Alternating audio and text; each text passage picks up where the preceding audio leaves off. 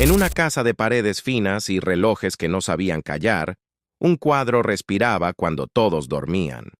No tenía marco de lujo ni certificado de galería. Era un lienzo tenso, con pinceladas gruesas y un rostro que a fuerza de grito parecía haberse tragado el aire de la habitación. Lo llamaron The Anguished Man, el hombre angustiado, y desde que alguien decidió colgarlo y no esconderlo, la casa aprendió un vocabulario nuevo. Golpes sin dueño, pasos en habitaciones cerradas, un llanto que no parecía salir de garganta humana, sombras que se asomaban donde antes solo había esquinas. Hoy vamos a recorrer esa historia despacio, como se caminan los pasillos cuando la luz ya no alcanza, atendiendo a cada detalle y también a lo que podría explicarlo sin fantasmas. Porque en estos relatos, la prudencia es parte del encanto y la calma, la única defensa segura. Dicen que el cuadro nació de manos de un artista que no pudo con su propio peso. No sabemos su nombre con certeza. Lo único que se repite con obstinación es la leyenda de que mezcló su sangre con la pintura y que poco después se quitó la vida. Esa frase es un relámpago que ilumina demasiado. Sangre mezclada con óleo. La imagen es perfecta para un mito y feroz para una casa. Hay quien añade que el artista trabajó encerrado, que no hablaba con nadie, que su estudio olía a hierro y trementina, que dejó papeles con frases cortas que nadie supo ordenar. De ese rumor se nutre el cuadro.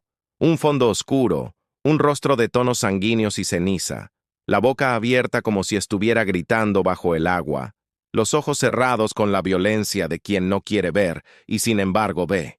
The Anguished Man no retrata a alguien, retrata un estado, y los estados, cuando se cuelgan en una pared, contagian humor aunque nadie crea en maldiciones. Antes de convertirse en el problema de una familia, el cuadro fue el secreto de una abuela. Lo guardó décadas en una habitación donde el polvo hacía alfombra y el sol entraba solo por obligación. No lo hacía por vergüenza, decían, sino por respeto a una advertencia que había escuchado al recibirlo. No lo cuelgues. No lo dejes donde duerma gente. El tono parecía exagerado, y sin embargo la mujer obedeció. En algunas tardes de limpieza lo sacaba. Lo miraba un minuto y volvía a cubrirlo con una tela que olía a naftalina. Lo curioso es que aún guardado en silencio, el cuadro generaba conversación. Visitantes que lo veían por accidente preguntaban por su origen y la abuela respondía con frases cortas que cerraban la puerta. No conviene tenerlo a la vista. Es mejor que siga ahí. Hay objetos que no agradecen el protagonismo. Los años pasan, la abuela muere y la familia se reparte recuerdos. Alguien hereda el cuadro. No lo busca, le cae encima como caen ciertas responsabilidades. Durante un tiempo lo deja en su casa como estaba en la de la abuela, cubierto, quieto, esperando contexto. Pero los objetos piden lugar. Un día, con esa mezcla de curiosidad y necesidad de ocupar una pared vacía, decide colgarlo en el dormitorio de invitados. No lo hace con ceremonia. Un clavo. Un nivel para que no quede torcido. 2 pasos hacia atrás para evaluar. El rostro ocupa la pared como si el cuarto fuera suyo desde siempre. Las primeras noches no hay nada. La novedad es solo estética. La pintura es más cruda que las demás, pero no asusta. A la tercera noche la casa cambia el compás. Se escuchan golpes secos en el pasillo cuando el reloj marca la hora. Un lamento levísimo sube desde un rincón que nadie usaría para llorar. Un adiós viejo se pega a las cortinas. Las mascotas evitan el cuarto. Alguien se despierta con la sensación de que alguien más estaba sentado en la cama y se levantó al notar que lo miraban. A la semana todo tiene nombre, actividad. Y la palabra actividad, en boca de quienes no están buscando nada, pesa más. Hay escenas que se repiten con minuciosa coreografía. Quien duerme en la habitación donde cuelga el cuadro se despierta a una hora parecida cada noche, no por un ruido fuerte, sino por un frío que empieza en la nuca y avanza hacia los hombros como si una sombra se hubiera parado detrás. El rostro del cuadro en penumbra parece más tenso. La boca no se ha movido, pero la mente cree que el grito se hizo más ancho, un paso en el pasillo, un golpe en la pared contigua que responde a un pensamiento más que a una voz. La sensación de que hay alguien en el marco de la puerta esperando a ser notado. En otras noches el sonido es distinto, un llanto que no llega desde la casa, sino desde otra habitación que no pertenece al plano. No es un bebé, no es una mujer, es un lamento de metal, como si una tubería quisiese hablar.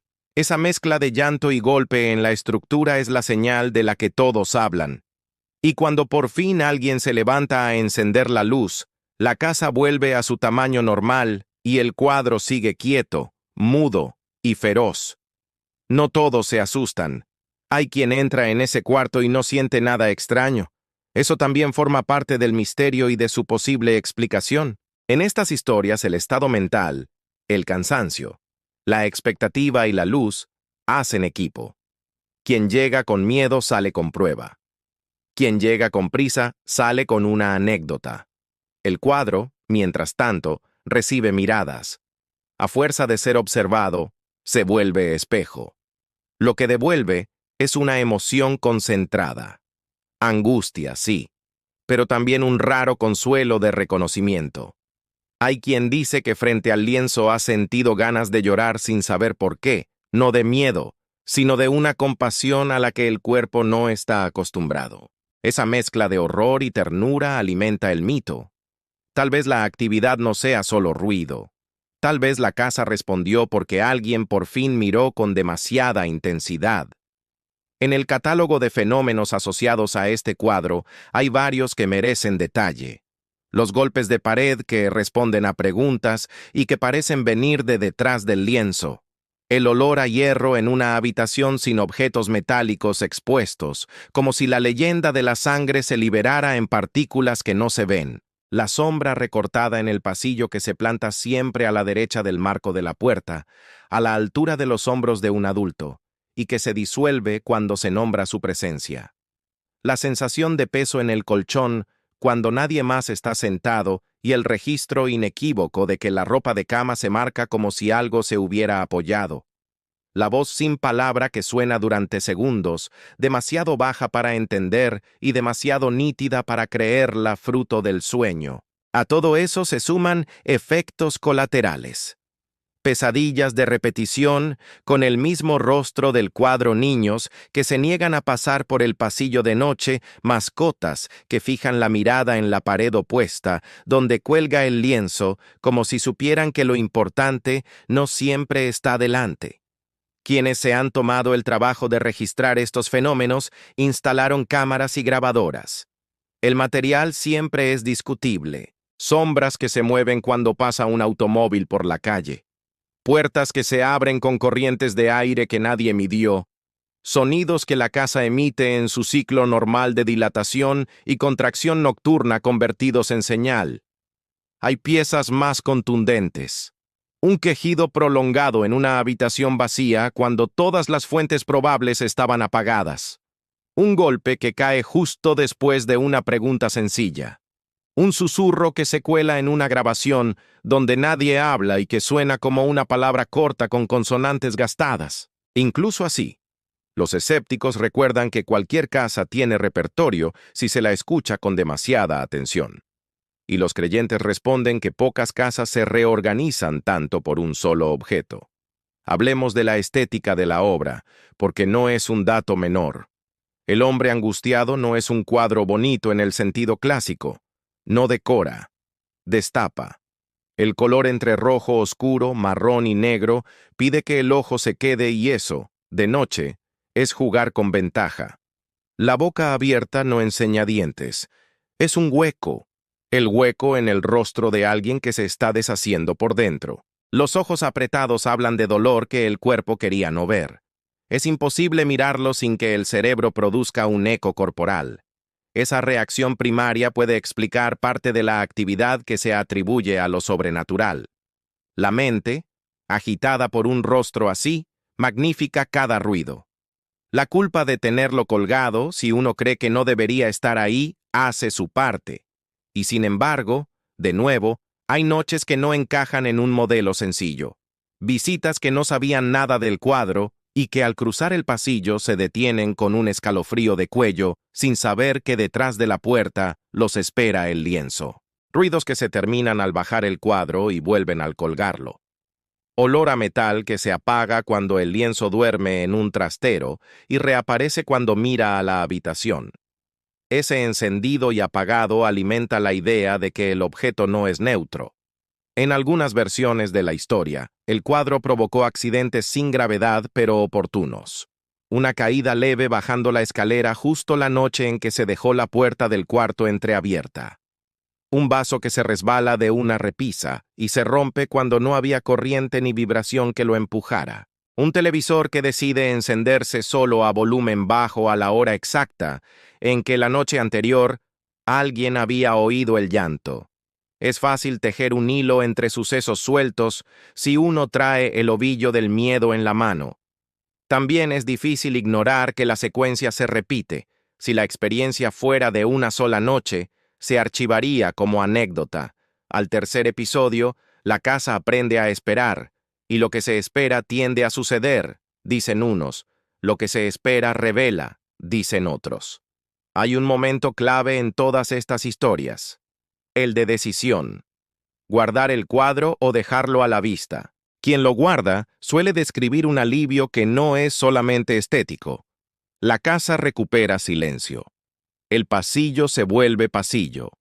El dormitorio vuelve a ser dormitorio. Quien lo deja suele hacerlo por una razón que a muchos les sorprende. No por morbo, sino por una especie de pacto. Este objeto trajo algo, dicen. Mientras esté aquí, lo escucho. Hay quien incluso desarrolla una rutina de cortesía. Un saludo antes de apagar la luz, una frase de permiso para entrar, una despedida al cerrar la puerta. No es que crean necesariamente en presencias. Es que aprendieron que con ciertos objetos conviene hablar como se habla con recuerdos que todavía duelen. Si el origen del cuadro fuese la mezcla de sangre y óleo, podría ensayarse una explicación química. El olor a hierro suelto cuando sube la temperatura, la reacción con humedad, el envejecimiento de materiales, pero no haría justicia al alcance del mito. Lo que importó no fue la posibilidad material, sino la historia que alguien contó y que todos empezaron a repetir con variaciones. Un artista desesperado dejó su angustia en una tela, y esa tela siguió trabajando mucho después de su muerte. Esa frase conforta a los que creen en la fuerza de los objetos y alarma a los que creen que la casa debe permanecer impermeable a cualquier energía ajena. El cuadro, con su mueca inmóvil, parece sonreír en ninguno de los dos bandos. Se limita a estar. Se puede convivir con un objeto así sin que se desordene la vida. La experiencia de varias casas dice que sí. El secreto, si existe, no es mágico. Es doméstico. Colgarlo en un lugar que no sea dormitorio. No dormir bajo su mirada. No convertirlo en altar ni en enemigo. Ventilar la habitación. Tener claro que cualquier ruido nuevo merece primero una explicación simple antes de escribirlo en el inventario del misterio. Y, sobre todo, no regalarle al cuadro los días. Si el relato se apodera de cada conversación y de cada pensamiento, cualquier vida cotidiana cruje. Un objeto exige cuidado, no gobierno. Hay un episodio que sirve como compendio. Un visitante que no conocía la historia llega a la casa por una cena. Recorre el pasillo y al pasar frente a la puerta abierta del cuarto de invitados, se detiene sin saber por qué. Observa el cuadro durante 2 segundos y sigue. En mitad de la comida, cuando ya nadie hablaba del tema, menciona sin malicia que el rostro del cuadro le produjo un eco muy antiguo, como si hubiese visto esa expresión en otra parte. No sabe dónde. No se siente mal. No le asusta. Solo dice que entendió por un segundo una tristeza que no es propia. Esa noche no hay ruidos. Al día siguiente el cuadro no se movió ni 1 milímetro. Y sin embargo la casa amaneció con algo distinto. Tal vez un ajuste en el modo de mirar. Tal vez por primera vez el cuadro dejó de ser un villano para convertirse en una señal. Hay relatos donde la actividad disminuye cuando cambia la emoción dominante, del miedo a la compasión, de la curiosidad ansiosa al respeto silencioso. Queda la pregunta que todos hacen: ¿qué es? Es un lienzo pintado con intensidad por un artista que sufrió y que, con o sin sangre, dejó la evidencia de su dolor en una superficie que hoy sigue conmoviendo. Es un objeto al que se le adjudican fenómenos que viven a medio camino entre lo explicable y lo anecdótico. Es un espejo de las casas que lo alojan. Es un interruptor de conversaciones. Es una excusa perfecta para revisar cómo reacciona cada uno en la noche. Y tal vez, para quien cree, sea además la puerta por la que algo quiso decir: no me olviden. Esa frase, más que maldición, suena a ruego. Y los ruegos, si no se escuchan, buscan maneras extrañas de insistir. Si decides contar esta historia en voz alta en un cuarto con luz tenue, cuida el ritmo. No necesitas gritos ni efectos. La fuerza está en la paciencia. Describe cómo huele la habitación cuando el cuadro estuvo colgado una semana. Describe el silencio que se interrumpe con un golpe que nadie puede ubicar. Describe la forma precisa de la boca en la pintura y cómo ese gesto le habla al cuerpo de cualquiera que lo mire más de 10 segundos. Luego, ofrece una salida. Quitar el cuadro de noche y volver a colgarlo de día. Dormir una semana en otra habitación. Hablar con calma de lo que cada uno sintió. A veces, cuando el misterio se aborda como se aborda una emoción compleja y no como un enemigo, la casa aprende a estar en paz, incluso con el rostro más difícil en la pared. The Anguished Man seguirá colgado o guardado en alguna parte. Habrá noches con pasos y noches limpias. Habrá quien no sienta nada y habrá quien no quiera entrar a ese cuarto bajo ninguna circunstancia. Lo que ya no se perderá es la historia. Un lienzo que convirtió la angustia en una boca abierta sigue obligándonos a mirar de frente lo que preferimos dejar en la periferia. Y quizá esa sea la enseñanza que vale más que un susto. Que hay dolores que se cuentan en colores, que hay casas que devuelven los ecos que uno les regala, y que un objeto, por intenso que sea, no debería mandarnos más que un segundo.